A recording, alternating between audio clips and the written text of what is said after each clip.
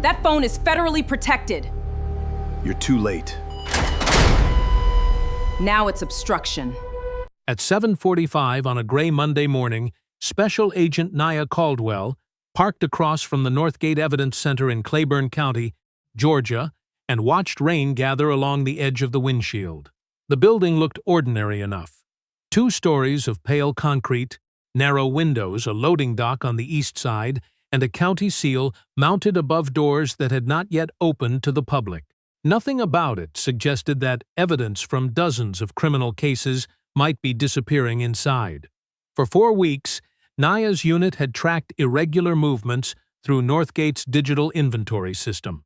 Phones had entered storage without complete scan records. Body camera files had been marked unreadable before any certified technician examined them. Destruction dates had been moved forward without court approval. Most troubling was a pattern no one at the county had explained.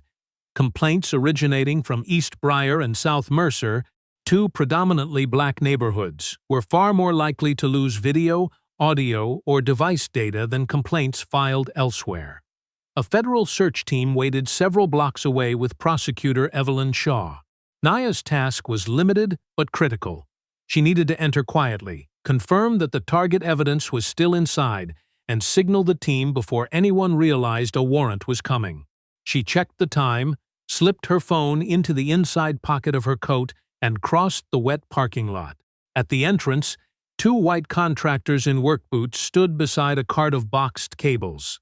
The desk sergeant glanced at their temporary badges and waved them through without asking either man to remove his cap or show identification. When Nia approached the same counter less than 10 seconds later, his expression changed. His eyes moved from her face to her coat, then to the leather document case in her hand. "Deliveries go around back," he said. Nia stopped a few feet from the counter. "I'm not making a delivery." The sergeant leaned back in his chair. His nameplate read Grant Heller. Behind him, a young inventory clerk looked up from a monitor, then quickly returned her attention to the screen. "County Legal Office?" Heller asked. "Federal Bureau of Investigation."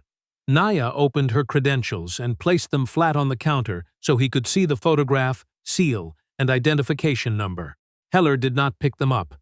He studied her instead, as if the answer he wanted might be found in her hair, her skin, or the calm way she stood.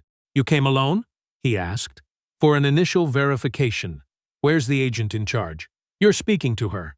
A slight smile touched one corner of Heller's mouth, but it carried no warmth. Federal agents usually call ahead. Not when the purpose of the visit is to determine whether evidence is being moved before a court order is served. The young clerk looked up again. This time, Nia caught the concern in her face before she lowered her eyes.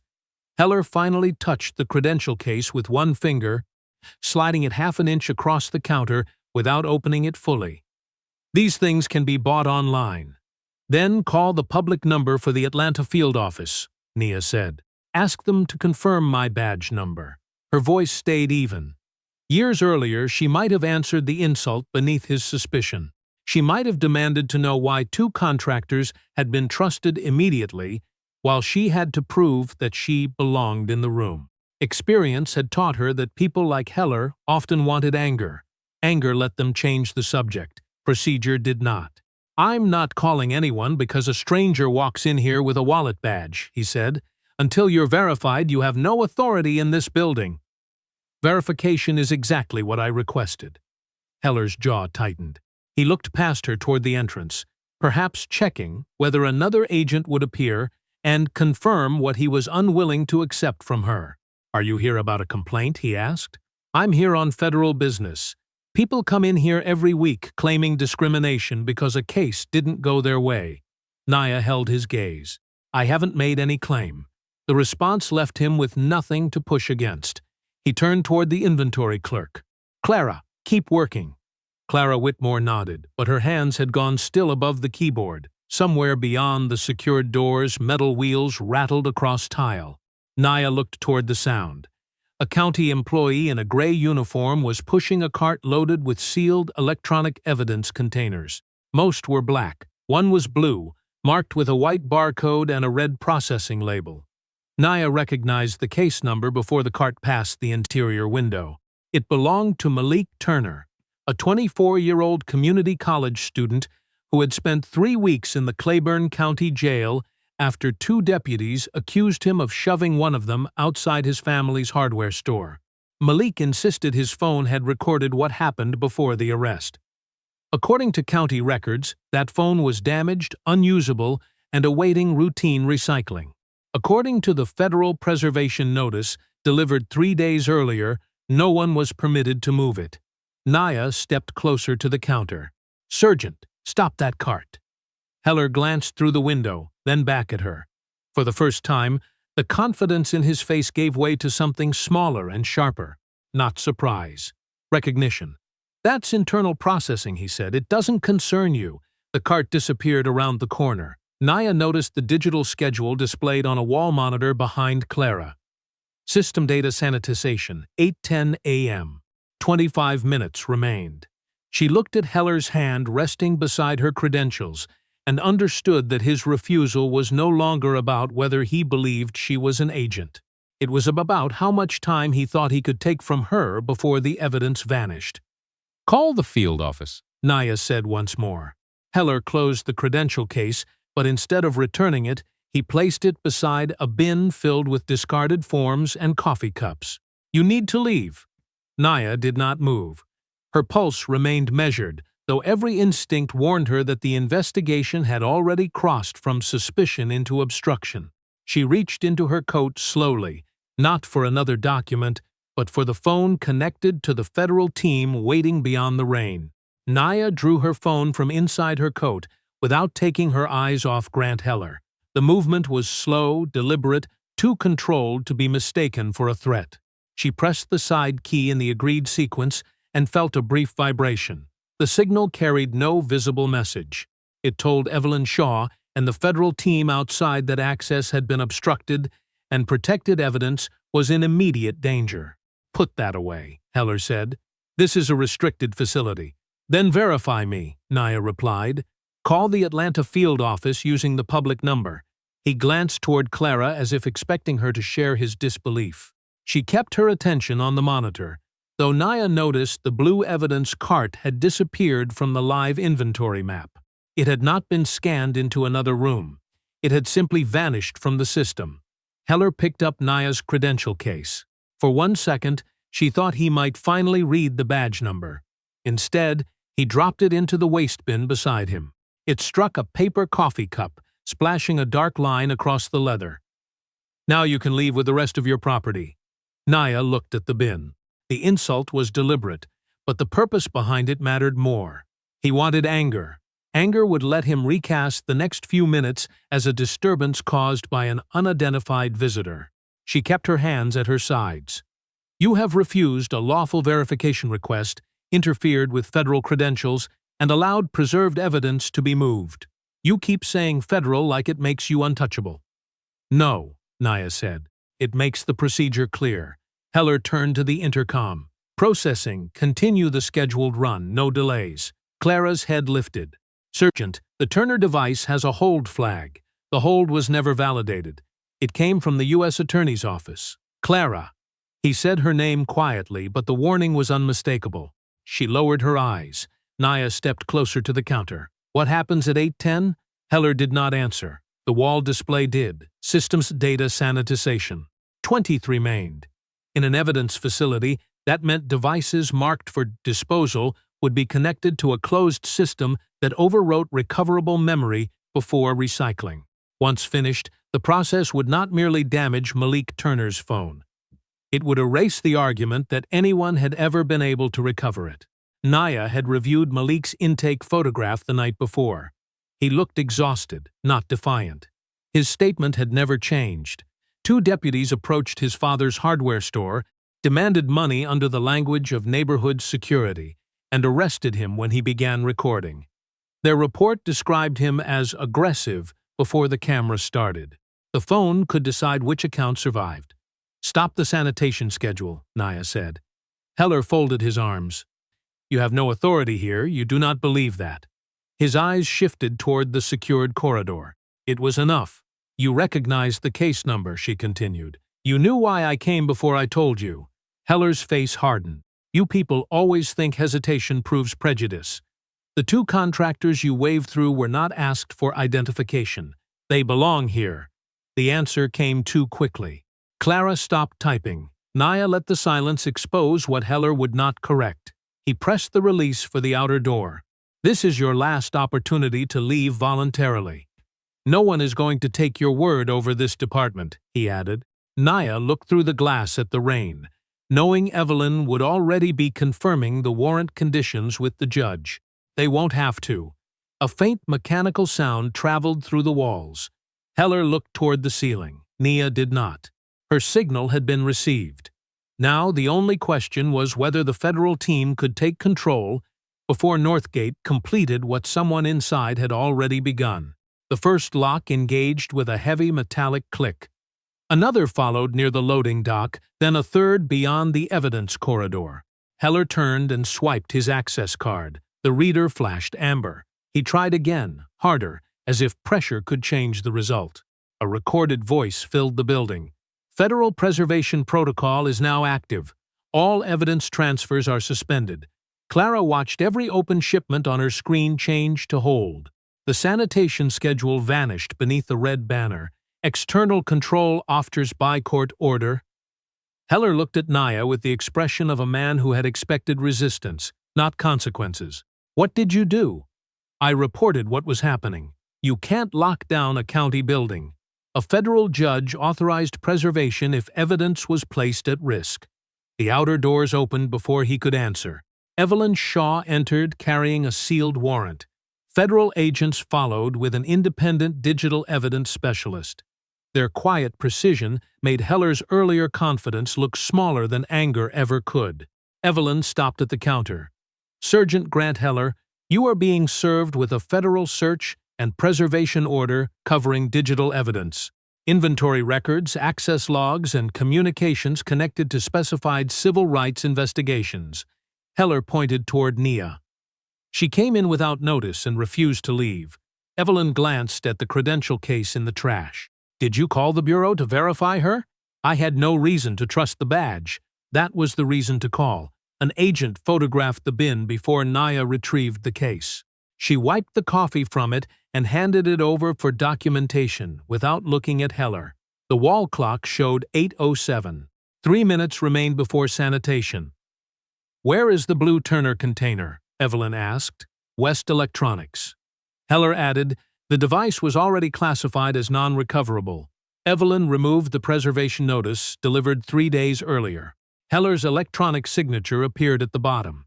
You acknowledged an order not to move, alter, overwrite, recycle, or destroy that phone. I signed dozens of notices. Then your signature does not mean what the county says it means. Naya moved to Clara's workstation. The record showed Malik's phone in West Electronics, Bay 14. At 6:52 that morning, its status changed from court hold to administrative review. The authorization field contained the initials DM. Who is DM? Nia asked. System designation, Heller said. Clara's hands tightened. It's Lieutenant Diane Mercer. The room fell quiet. You don't know that, Heller said. Her supervisor code begins every override. Clara replied softly but without looking away. The audit trail showed the hold had been bypassed through an administrator account. The explanation contained 4 words, dupe media, no value. Yet the intake photograph showed a phone with an intact screen. The digital specialist searched the file. There is no examination report, no failure test, imaging attempt, or battery assessment. The phone had been declared useless without anyone performing the work required to prove it. Naya checked the time, 8:08. Can the sanitation system still start? The automated cycle is suspended, the specialist said, but someone could activate a local console before we isolate it. Evelyn sent agents toward the network cabinet and loading dock. Naya asked Heller for the shortest route to West Electronics. He said nothing. Clara looked toward the secured hall.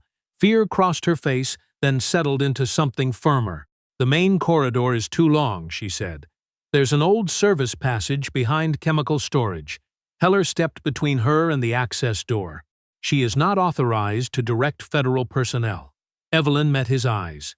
At this moment, Sergeant, neither are you. Naya watched Clara's breathing grow shallow, but the young woman remained standing. Show me, Nia said. The federal override released the door. As it opened, a low mechanical hum rose from deep inside the building. The automated schedule had stopped, but someone had already started the sanitation equipment by hand. Clara led Nia into the service corridor, but her pace slowed once the lobby disappeared behind them. The passage was narrow, lined with painted cinder block and old conduit. Ahead, the hum of the sanitation equipment grew steadier. Chemical storage is at the end, Clara said. The passage is behind the shelving. Her voice remained controlled, though her fingers were locked around her badge. You can give us directions and return to the lobby, Nia said. Clara shook her head. The passage splits near records intake. If Mercer moved the shelving again, instructions won't be enough. Nia stopped. How often does she change the route? Whenever an outside inspection is scheduled. The answer carried more shame than fear. How long have you known something was wrong? Known for certain? 5 months. Suspected it longer. Clara described boxes moved without scans, devices listed in rooms they never entered, and East Briar complaints marked low confidence before anyone reviewed them. The labels never said anything openly about race, she added. They used neighborhood codes and phrases like community conflict. But everyone knew which cases were treated differently. Nia let her finish. Why didn't you report it? A clerk questioned an altered camera log last year. Mercer moved her to overnight intake and wrote her up until she resigned. Clara swallowed. My household depends on my county benefits. I kept telling myself I needed proof. Then collecting proof became a way to avoid using it. Fear rarely called itself cowardice, Nia thought. More often it called itself caution. What did you collect? Transfer codes, override initials, dates. I copied them onto duplicate shipping sheets because the audit log kept changing. Where are they? My locker. Eveline can secure them. Clara nodded, but did not move. There's more. Malik's phone arrived last Thursday. The screen came on when I scanned it. When the record changed to non-recoverable, I knew it was false. Did you see who moved it this morning? Mercer. She used a blue cart and covered it with recycling manifests. Sergeant Heller signed the route. The machinery ahead changed pitch. Less than 2 minutes remained. You have given us enough, Nia said. Go back. Clara's expression tightened. I already went back once. 3 days earlier, she had started an email to the Inspector General, then deleted it after Mercer asked whether her household could survive without county insurance. She never mentioned the email, Clara said. She didn't have to. Nia felt her old reflex. Remove the civilian, reduce the risk, carry the burden alone. 6 years earlier, that instinct had led her to dismiss a junior analyst's warning. By the time Nia realized the analyst was right, critical data was gone. Protecting people could become another way of silencing them if protection always meant deciding for them. Evelyn's voice came through her earpiece. Status? We have a witness who knows the route, Nia said. She wants to continue? Her choice? Nia looked at Clara. Yes. Evelyn approved under strict conditions. Clara would remain between agents, touch no device, and follow every instruction immediately. The decision seemed to steady her. In chemical storage, Clara pointed to a tall rack at the rear wall. An agent found a recessed latch beneath the third shelf. The rack rolled forward, revealing a narrow concrete passage. Warm air carried the smell of heated plastic. Halfway through, the passage divided. Fresh scrape marks showed that a cart had recently taken the right branch. West Electronics is left, Clara said. Nia found a strip of blue adhesive caught against the concrete, matching Malik's container. What's to the right? The manual preparation bay. A warning tone sounded ahead. If the box went that way, Clara said, they never intended to process it where the record says. Nia sent one agent left to secure the listed room and took the right branch with Clara and the second agent. At the end, a red light flashed above a steel door. Through its narrow window, a conveyor belt was already moving. The steel door opened under the federal override, releasing warm air and the sharp smell of overheated electronics. A short conveyor carried evidence containers toward enclosed data erasure units. At the far end, Malik Turner's blue container was locked inside a loading frame. The local console showed 47 seconds. Nobody touched the box, Nia said. Find the emergency cutoff. The wall panel required a county technician code. Clara pointed through a glass partition. A man in a gray work shirt stood in the control room. Louis Ortega. He supervises digital intake. Nia opened the inner door and identified herself. Can you stop the cycle? Luis looked from her credentials to the blue container. His face lost color. The network stop should have canceled it. Someone started it locally. The physical breaker is behind the south cabinet. The timer reached 32 seconds. Luis opened a narrow electrical panel and pulled a red lever. The conveyor stopped with a hard jolt. The timer froze at 26. Nia ordered the specialist to preserve the console and local access log before the container was released. Who entered the manual command? She asked. The console records a supervisor token. Whose token? Mercer's authorization group. Did you know this device was scheduled? Luis hesitated. I saw the Turner number yesterday. Mercer said the court hold had been withdrawn. Did you verify it? No. The answer seemed to reduce him in his own eyes. I should have. Nia did not comfort him. Preserve what you know. We will address the rest later. The container was moved to an isolated table. Its seal had been warmed and reset.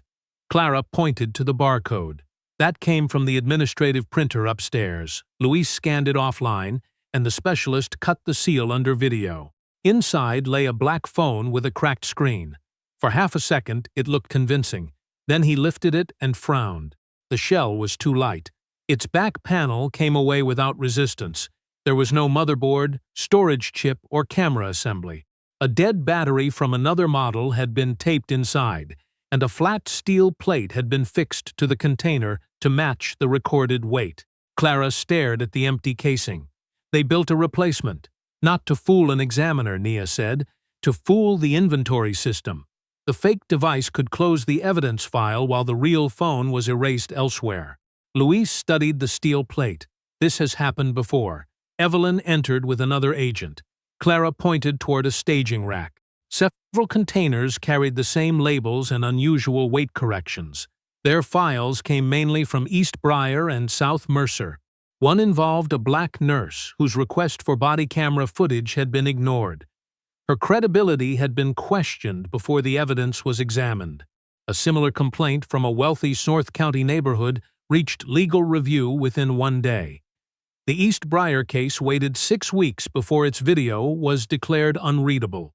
No speech was necessary. The pattern sat in the dates, routing codes, and approvals.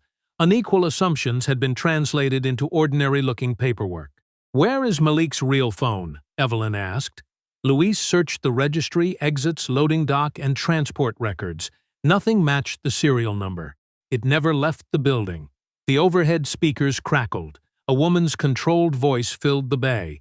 All personnel remain where you are. This facility has received notice that an individual may be using compromised federal credentials. Clara went rigid. That's Lieutenant Mercer. A security bulletin appeared on the wall monitor bearing Nia's badge number and claiming her credentials had been reported for unauthorized use. It had been created at 6:50 that morning, nearly an hour before Nia arrived. Mercer had not improvised after being discovered. She had prepared for the investigation in advance.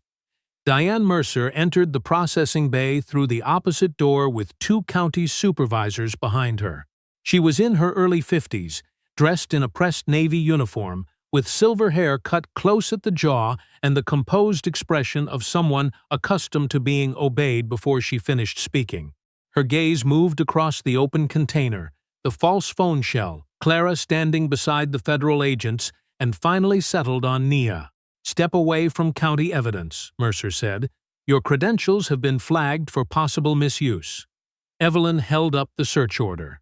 The warrant has been verified twice. Then you should know that a warrant does not protect you from an internal security concern. Mercer's tone remained measured, almost helpful. That restraint made the accusation more calculated. She was not trying to convince Evelyn. She was giving everyone else in the room a safer explanation to believe. If Nia became an angry outsider acting on compromised credentials, the altered records could become a secondary issue. Naya looked at the security bulletin on the monitor. The notice had been created before sunrise, well before she arrived. You prepared that warning. In advance, she said. We prepared for unauthorized access after learning federal personnel might attempt an uncoordinated entry. You were served with a preservation notice 3 days ago. A preservation notice is not permission to disrupt operations. Mercer turned toward Clara. You should return to your assigned station. Clara did not move. Mercer's expression softened in a way that carried more pressure than anger. Your personnel file will reflect every choice you make today. Naya saw Clara's shoulders tighten. Heller had used open contempt. Mercer used consequences spoken in a professional voice. She is a federal witness, Evelyn said. Any retaliation will become part of this investigation. Mercer gave a faint smile. That is exactly the problem. Every disagreement becomes retaliation. Every failed case becomes discrimination. Every procedural decision becomes proof that the entire department is corrupt. No one said the entire department was corrupt, Nia replied. We said this evidence was altered. Mercer glanced at the false phone. A damaged shell in a recycling container does not establish intent. The wrong battery, missing storage board, resealed package, false weight, and pre-written credential alert establish more than damage. Or they establish an inventory mistake being inflated by an agent who arrived expecting to find racial bias. Naya felt the room shift around the word. Mercer had finally named race, not to address the pattern, but to suggest that Naya's judgment had been compromised by it. 6 years earlier, a remark like that might have pulled her into a debate about motives. She had learned to stay with what could be proven. Let's compare 2 files, she said.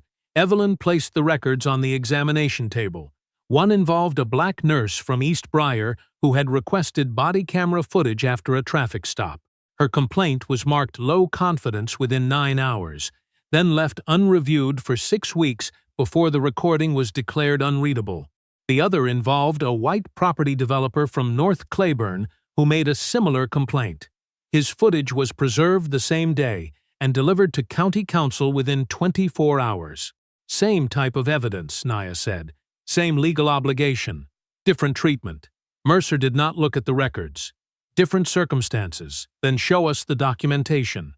Mercer's silence lasted only a second, but Clara noticed it. So did Heller, who had been brought into the bay under escort. The certainty in his face had begun to fracture.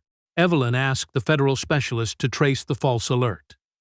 The originating administrator account belonged to Mercer. The workstation used to create it sat in her office.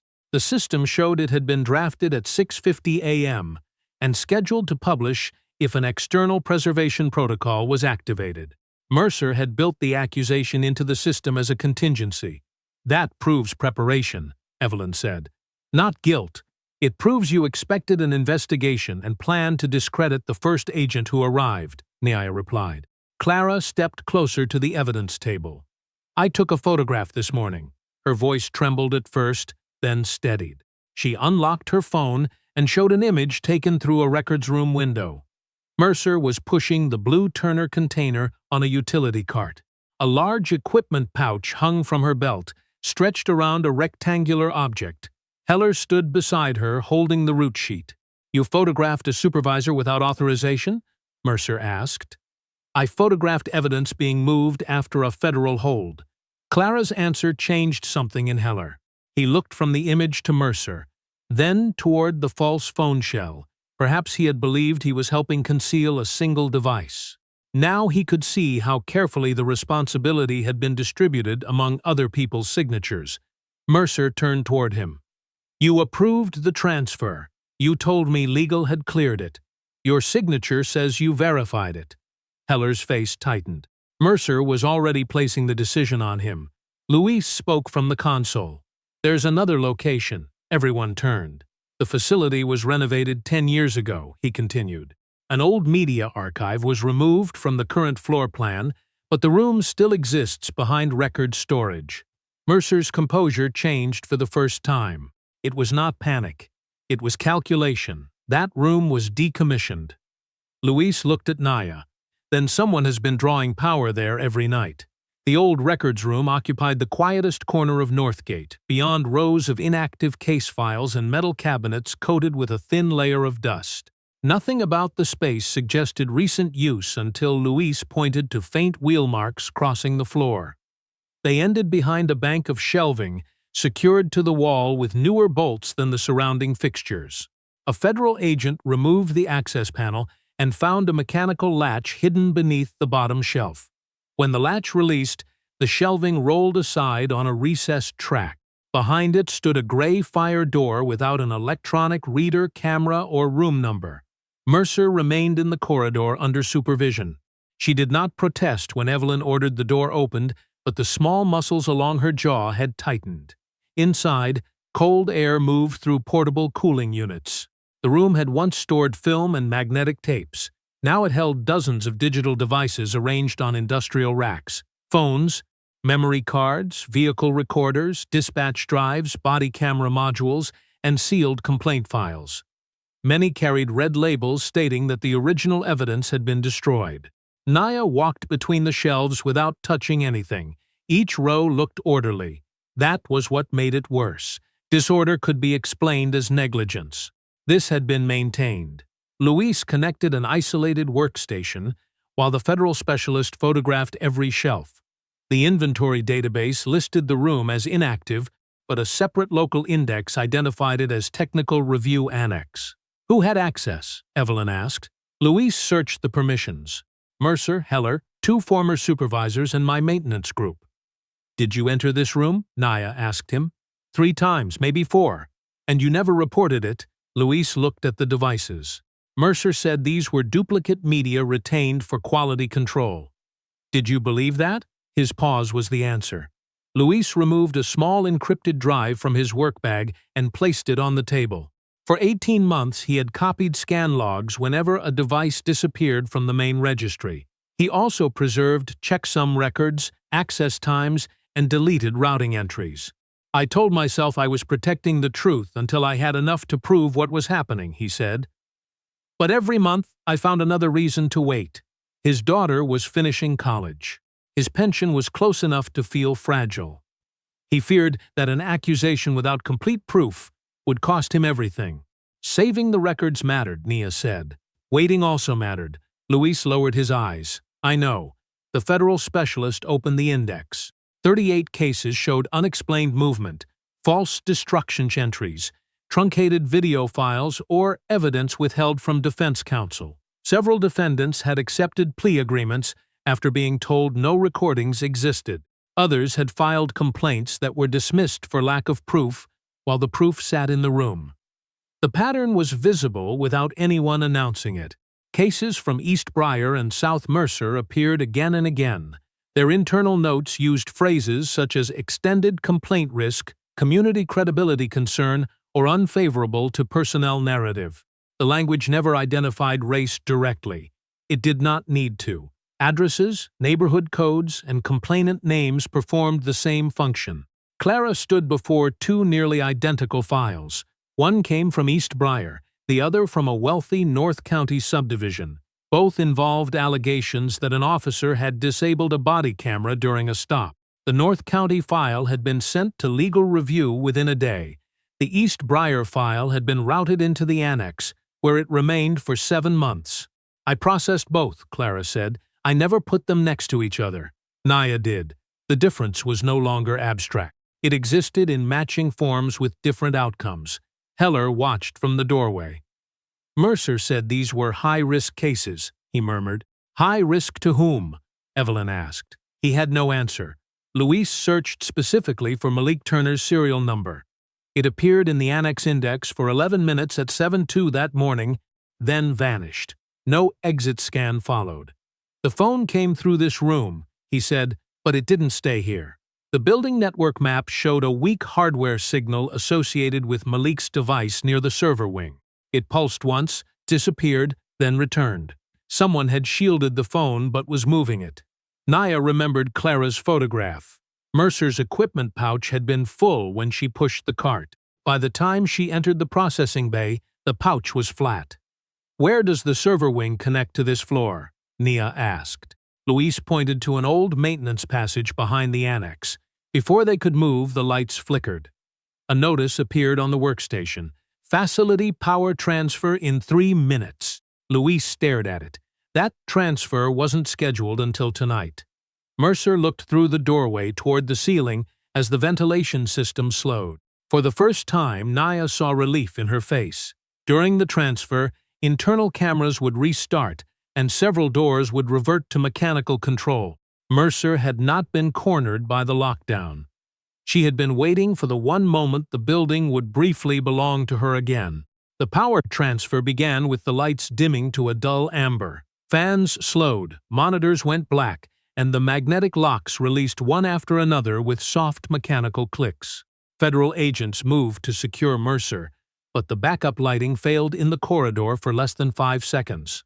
When it returned, one county supervisor was on the floor beside an overturned file cart, unhurt but startled, and Mercer was gone. "Server wing," Nia said. She did not run blindly. She assigned 2 agents to the loading dock, 1 to the roof access, and kept Clara between herself and Luis as they entered the maintenance passage. The phone's hardware signal appeared again on Luis's handheld reader, stronger now. It led toward the local data destruction console used to erase drives that could not be transported outside the secure facility. Mercer had not taken the device to a machine that would crush it. She was attempting something quieter and easier to explain, a certified overwrite that could be entered into the system as routine disposal. At the end of the passage, a glass door separated them from the console room. Mercer stood inside with Malik's phone connected to an isolation dock. A progress window showed secure erase indeed, 11%. She had removed the protective case, revealing the same serial number recorded on Malik's intake form. "Diane," Evelyn said through the door speaker, "step away from the console." Mercer looked at Naya instead. "Do you understand what happens if this data is released? Every arrest by this department will be questioned." "Only the ones affected by the evidence," Nia replied. "That is not how the public will see it." 17%. Luis tried the emergency override. The console rejected his credentials. "Supervisor token required," he said. Heller had followed the team under escort. When he saw the phone, his face went still. Mercer turned toward him. "Grant, think carefully. Your name is on the route sheets. Your authorization is on the disposal logs. If that phone survives, they will make you responsible for all of it. You said County Council approved the transfers. You signed that you verified them." The words were almost identical to what she had said in the processing bay. This time, Heller heard the finality in them. She had never intended to protect him. He had been useful because his signature stood between her and the evidence. 24%. Evelyn addressed him without raising her voice. "The choice before you is not between loyalty and betrayal. It is between continuing the obstruction and ending it." Heller stared through the glass. "I knew her badge might be real," he said. "No one interrupted him. I didn't call because I needed time. I thought if I treated her like she didn't belong, the staff would question her before they questioned me." Naya held his gaze. "You used their assumptions?" He nodded once. Shame appeared not as tears or apology, but as an inability to look at anyone for long. "The shutdown code is tied to my token." 31%. An agent removed Heller's access card from an evidence pouch and held it to the reader while Luis entered the code Heller provided. The console displayed Federation Conflict. Mercer had locked out remote cancellation. "There's a physical network cut beneath the west cabinet," Luis said, "but someone has to reach it from inside." 37%. Naya examined the door. The mechanical release had returned during the transfer, but Mercer had secured it with a manual bolt. Clara pointed to the wall beside the console room. The old film archive shared a ventilation panel with this space. Luis understood first. They returned 10 feet down the passage, removed a narrow service grill, and exposed a cable bundle leading directly to the erase dock. The cables were labeled poorly, and cutting the wrong one could interrupt the device while its encryption key was being destroyed. "Which line?" Nye asked. Luis studied the bundle. His hand hovered, then moved away. "I need Clara's transfer sheet." She copied the maintenance color codes. Clara pulled a folded duplicate form from her pocket. On the back, beneath shipment numbers, she had written the wiring sequence months earlier after Mercer ordered undocumented repairs. The green striped line controlled the isolated dock, 43%. Luis disconnected it. The console froze. Mercer pressed the command again, but the percentage did not move. Federal agents released the door bolt through the maintenance channel and entered. Mercer stepped away without resistance. "You are turning every officer in this county into a suspect," she said. Evelyn disconnected the phone and placed it into a signal isolation pouch. "No," she replied. "Evidence will identify who is responsible and who is not." Naya watched the sealed pouch leave the room. The phone had survived because Clara spoke, Luis acted, Heller finally stopped helping, and the team trusted information no single person possessed. The lesson was not that one determined agent could save the truth alone. It was that systems failed when people surrendered their judgment and recovered when they chose to use it. By early afternoon, Malik Turner's phone rested inside a secure federal examination room across town. The device had lost part of its local index during the attempted erase, but its storage remained intact enough to recover the original recording and authentication data. A cloud backup filled the missing seconds. Nia, Evelyn, and the digital specialist watched the video without speaking. It began inside Turner Hardware, a narrow family-owned store on East Briar Avenue. Elijah Turner stood behind the counter while two Claiborne County deputies faced him near the entrance. Their voices were calm. That calm made the pressure unmistakable. One deputy described a neighborhood security partnership costing $600 a month. Businesses that participated, he said, received faster responses, fewer after-hours inspections, and less trouble with delivery vehicles.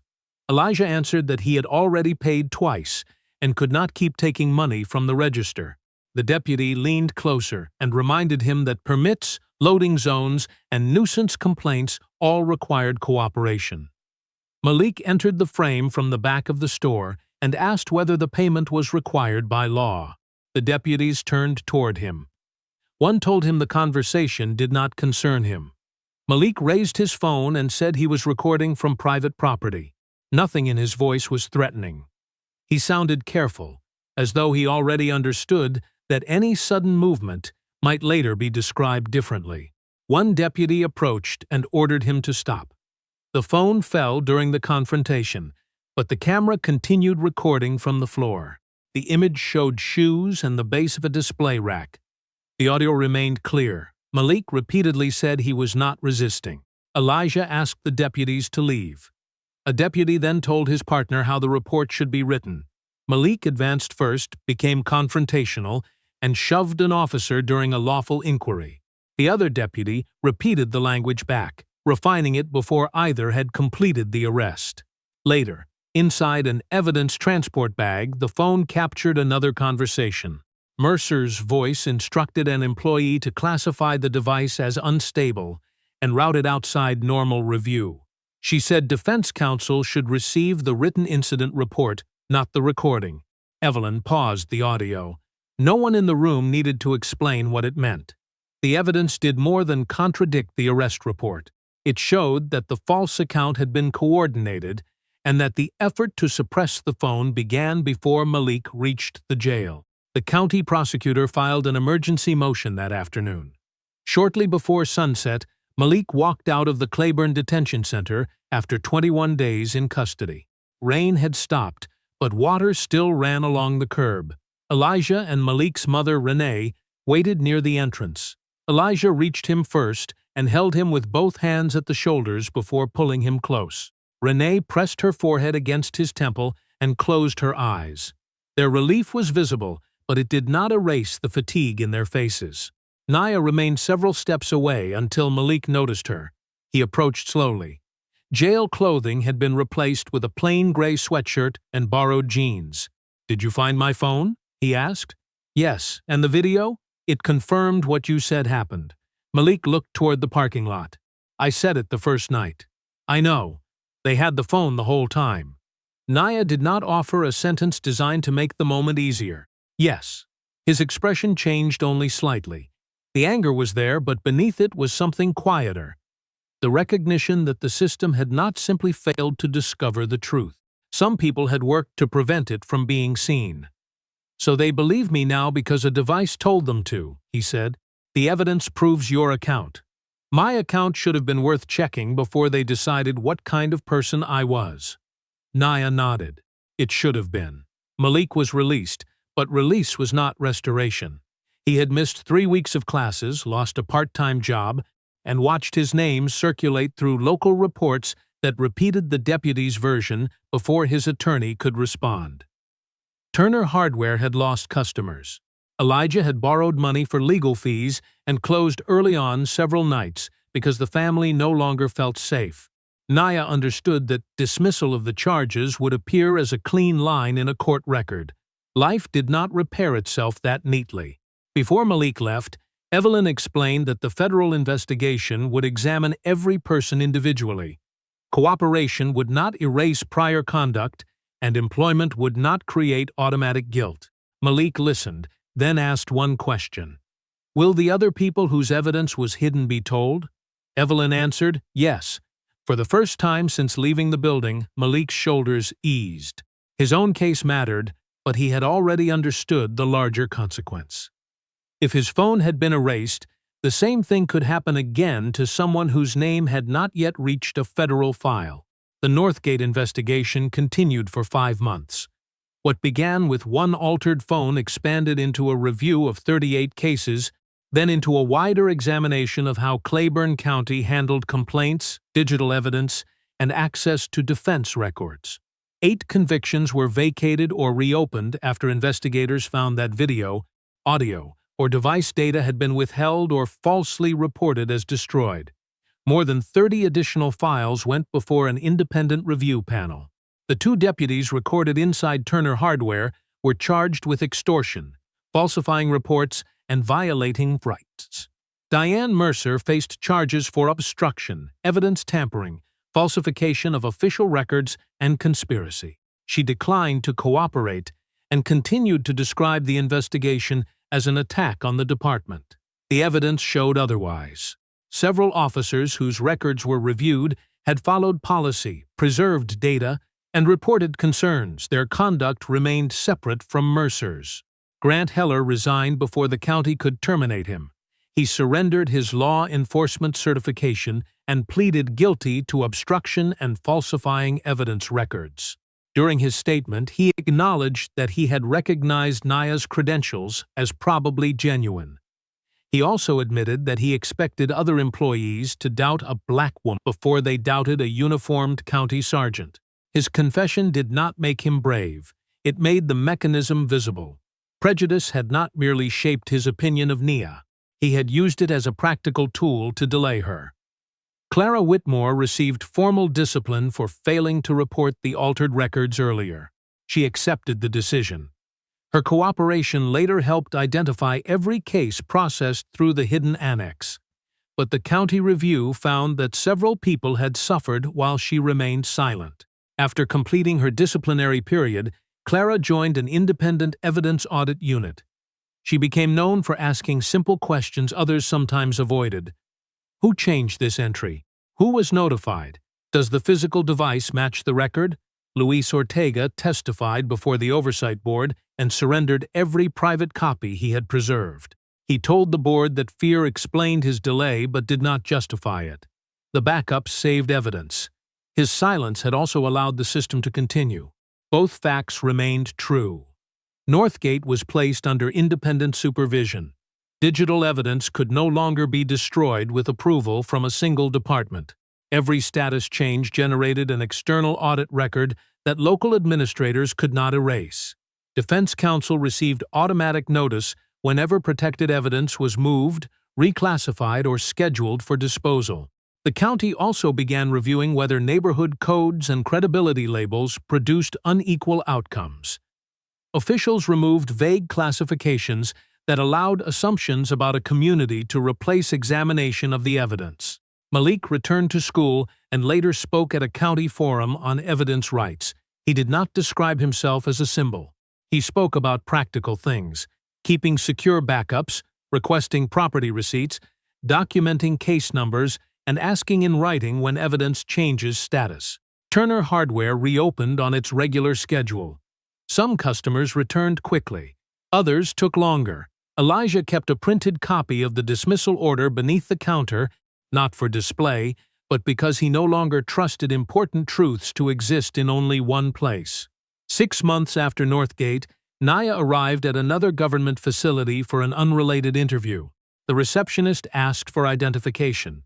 He examined the photograph, called the public number for the FBI field office, recorded the verification code, and returned her credentials. The process took less than a minute. No one was embarrassed. No one lost authority. The building remained secure because the procedure had been followed rather than replaced by instinct. As Naya turned toward the elevators, a younger agent reached for one of the 2 document boxes she carried. Her first response formed automatically. She nearly told him she had it. Then she remembered Clara in the passage, Luis at the cable panel, and the moment Heller's code became useful only because others had done work he could not. Naya handed the agent one of the boxes. "Take the heavier one," she said. He smiled and adjusted his grip. They entered the elevator together. The truth had been inside Northgate from the beginning.